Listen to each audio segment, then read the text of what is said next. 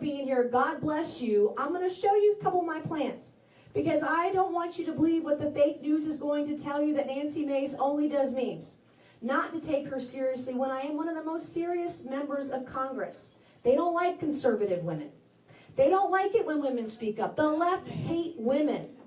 They want men in our bathrooms. We're going to stop that in South Carolina, because on day one, if you give me a bathroom bill, state legislature, I will sign it into law.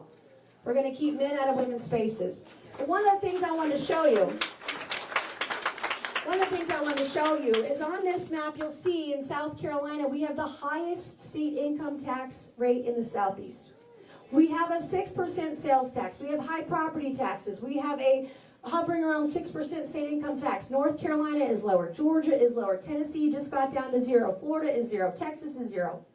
We cannot compete with other states when our state income tax is this high.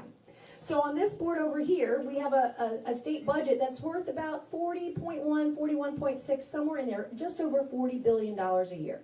And there are three different major buckets in the budget. One of them, when you're reading about the state budget, is called the general fund.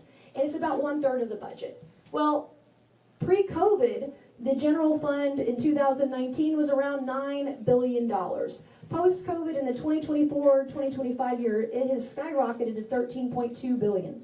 I want to find somewhere in the middle, in 2023, 2022, 2023 fiscal year, I want to freeze spending to that level at $11.6 billion. Because if we do that, you can see this blue above the red line here, every single year after that, when we have record revenues like we have historically over the last 5 years, we can give that money back to you, the taxpayer, in a permanent tax cut. Just like Donald Trump has done. Just like he's done. But to speed it up, you'll see I have earmarks on this board. We've all heard of earmarks, right? Those are pet projects that have nothing to do with growing the economy or getting you a good wage paying job. In 2019, earmarks were $30 million a year. And then just a year ago, 2023-2024 fiscal year, they were $700 million. We went from 30 to $700 million in 2 years for earmarks. So to speed up the general fund rebate back to taxpayers, if we just cut earmarks in half, hell, I would take 0. But if you just cut them in half, you can speed up the tax rebate.